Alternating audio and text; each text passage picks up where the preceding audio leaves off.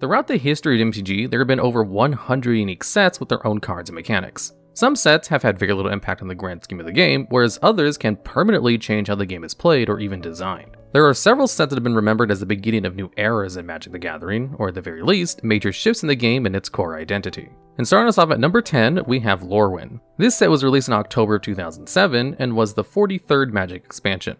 The most obvious and prominent impact Lorwyn had on Magic the Gathering was the introduction of the Planeswalker card type. Within the lore, Planeswalkers had existed since the very beginning, but had only been depicted as creature cards, if at all. Lorwyn introduced 5 Planeswalker cards which represented those Planeswalkers offering the player assistance in their duel. This is why Planeswalkers' abilities are called loyalty abilities, since they represent how much loyalty the Planeswalker has towards the player, and when they run out of loyalty counters, they leave. While the 5 Planeswalker cards in Lorwyn are unimpressive by modern standards, characters introduced to them such as Lillian Vess are getting new cards to this day. Planeswalkers aren't the only impact Lorwyn has had, however. Lorwyn was also the first set since Onslaught blocked back in 2003 to have a focus on tribal, a theme where your deck was built around one specific creature type. Lorwyn was the basis for modern card design around creature type synergies. Fairies would be a powerful deck for the time thanks to cards such as Spellstutter Sprite. And to this day, Goblin cards such as Bogart Harbinger see playing competitive builds of Goblin decks for the sheer value the tribal synergy offers. Cards such as Spellstutter Sprite and Bogart Harbinger offered relevant abilities for running other creatures of the same type together. Previous attempts in Onslaught at creature type synergies were more focused on payoffs for when you're already ahead as opposed to actually ensuring the creatures work together. Lorwyn approached tribal via not just producing payoffs, but also providing extra benefits to playing those strategies. Auntie's Hollow was one group of lands in Lorwyn that would enter untapped if you revealed a creature of an appropriate type from your hand. This set's age, of course, has led to many of its cards eventually being outclassed by newer options. Lorwyn's individual card power levels are much weaker than other sets higher on this list, but the design trends Lorwyn started and expanded upon are relevant to this very day. And at number 9, we have Innistrad, the 56th Magic expansion released in September of 2011. This was the first appearance of his namesake plane, Innistrad, the Gothic horror-inspired plane that would go on to get multiple return sets. Part of this is due to the plane's unique theming and inclusion of werewolves, yet its popularity also comes with the success of its set's designs as well. Often lauded as one of the best draft environments in a single set with varied and powerful strategies for each color combination. Beyond this glowing reputation, Innistrad has had a more direct impact through the volume of powerful cards that originally came from the set. Delver of Secrets, since its printing over a decade ago, has remained one of the most effective low mana value threats in blue. It sees play in every constructed format it's legal in, ranging from the all-common format Pauper to the high-power Legacy format. The set also introduced Laboratory Maniac, an alternative win condition that allowed you to win for having no cards left in your deck. While never seeing great constructed tournament play, the card became integral to Commander format and would later inspire the design of the competitive viable Thassa's Oracle. Innistrad also introduced the card Snapcaster Mage, a creature one could cast at instant speed to give an instant or sorcery in your graveyard flashback. Flashback is an ability that allows you to cast a spell from the graveyard, meaning that Snapcaster Mage allows you to reuse any given instant or sorcery you need for the current situation.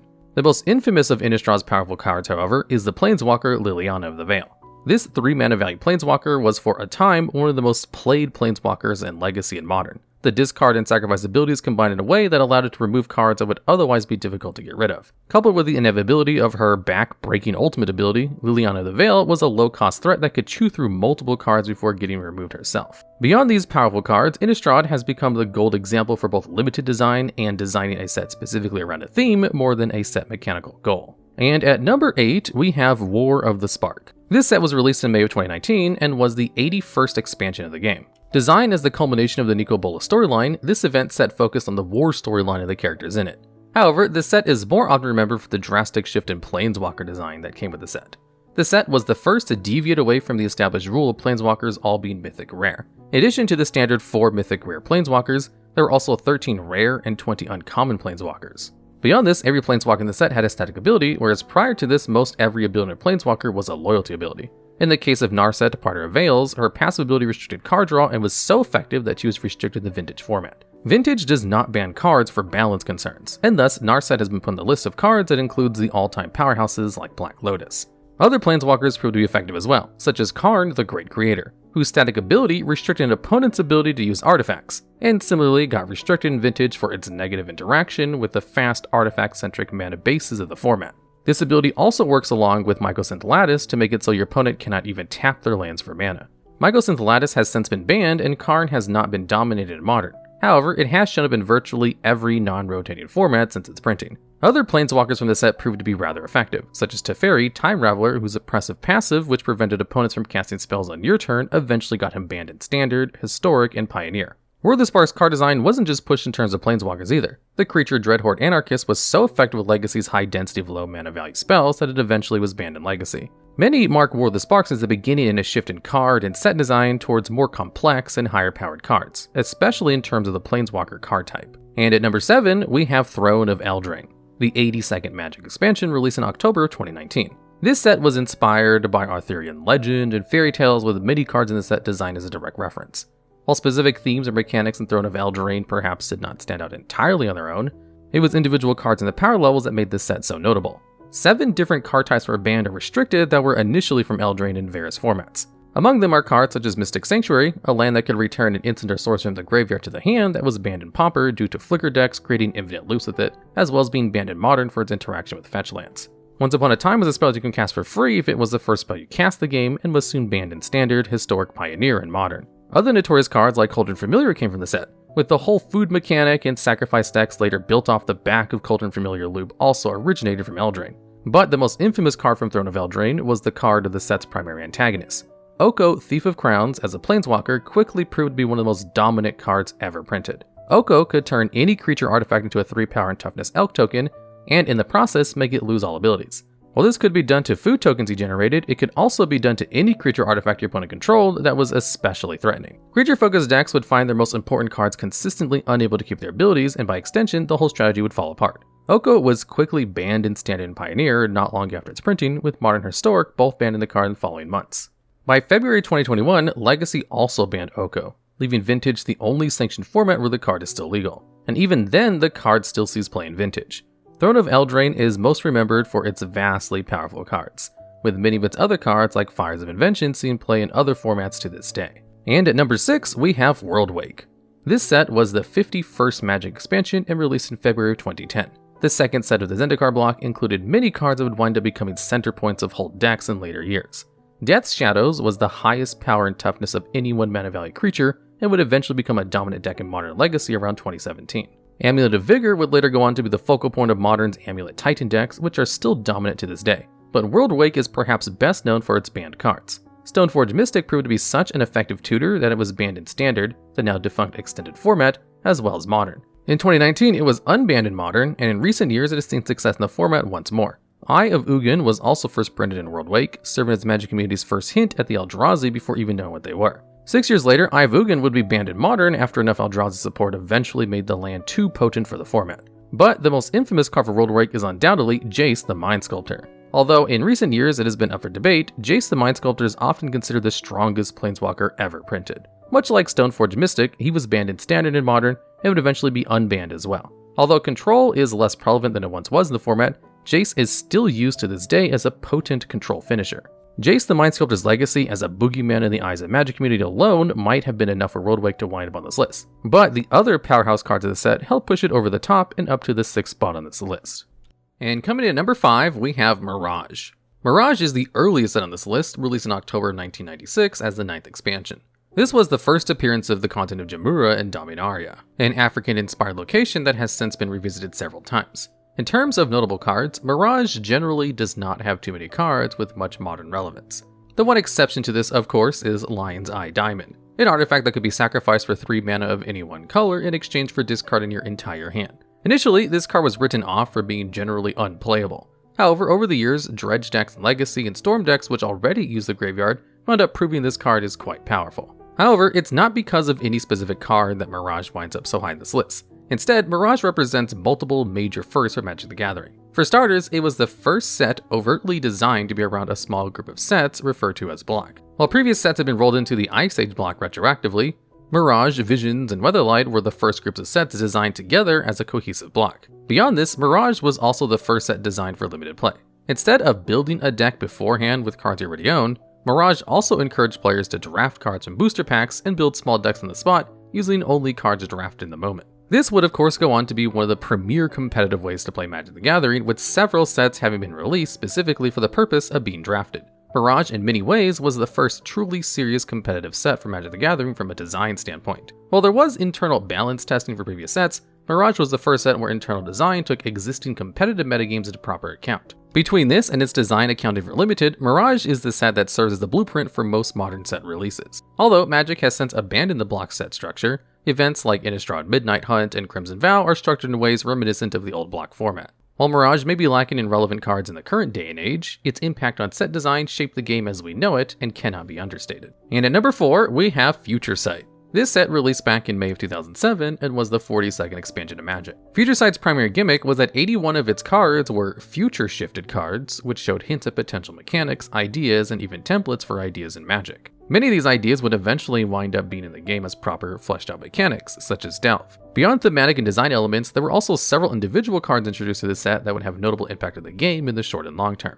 Narcobiba helped establish the identity of Dredge decks as a creature to bring itself back from the graveyard after being milled. Some of the experimental cards in the set would prove to be quite potent, yet also problematic in one way or another. Dryad Arbor, functioning as both a land and a creature, made for plenty of ruling nightmares, especially when paired with fetchland. But the most notable card of Future Sight is without a doubt Tarmogoyf. While perhaps unassuming compared to some cards in recent years, Tarmogoyf was the premier creature threat in Modern and Legacy for many years. He had scaled off the number of unique card types in graveyards, and its reminder text actually referenced the Planeswalker card type before it was properly printed in Lorwyn a few months after. This scaling threat proved potent, especially in the face of the most popular removal at the time. While many of Future Sight's cards and ideas have since become rather common, and many don't stand out quite in the level of Tarmogoyf, that in a way speaks to the success Future Sight had in predicting Magic the Gathering's future. As recently as Strixhaven School of Mages, the future-shifted card Grinning Ignis was printed into a standard legal set and saw limited success in a Storm deck that even got the card banned in the arena-only Alchemy format. While Future Sight had a great deal of impact on Magic the Gathering's future, the next 3 sets on the list have much clearer impacts in the immediate wake of their printing, as well as more potent and notorious cards to back that up. As such, Future Sight only winds up here at 4th on the list. And at number 3, we have the 30th Magic expansion, Mirrodin. This set was released in October 2003. In a way, Mirrodin represents the entire Mirrodin block on the list, since one could argue either Darksteel or 5th Dawn could also be talked about here, given they have just as many impactful cards as Mirrodin itself. This is because the Mirrodin block as a whole pushed artifact design in a way not yet seen in Magic. For one, Mirrodin introduced the artifact land cycle, which were eventually banned in Modern for their power level. They were so powerful specifically because of the Modern affinity decks, which ran a high number of artifacts to then reduce the cost of their spells with affinity for artifacts. This mechanic originates from the Mirrodin set as well, with the deck quickly overtaking the game as each set in the block came out. Chromox came out in this set and was also soon banned in Modern. Other powerful artifacts included Chalice of the Void, a card used to this day in Modern and Legacy decks to prevent decks from casting spells with specific mana values. In Legacy in particular, Chalice of the Void with a single counter is often enough to outright stonewall some decks since they run so many 1-mana value creatures. Even more niche cards from the set have found success, with the Goblin Charbelcher in particular proving successful enough to have a whole rogue Legacy deck built around it. The only reason Mirrodin doesn't find itself higher on this list is that a lot of its power is split into 2 other sets as well. The entire Mirrodin block was one of the biggest spikes in power Magic the Gathering has seen, with artifacts suddenly proving to be an immensely potent strategy. To this day, artifacts from all 3 Mirrodin block sets are seen active play, at least until they wind up on the ban list like 5th Dawn's Cart Clan Ironworks, a card that was so notoriously complicated that at major events, pro players had to call judges extremely frequently just to understand what the Cart Clan Ironworks decks was even doing. Mirrodin and the 2 sets that followed it will always prove infamous examples of overtuned set design, yet perhaps not the most infamous in the eyes of the Magic community. And at number 2 on this list, we have Modern Horizons 2 from June of 2021.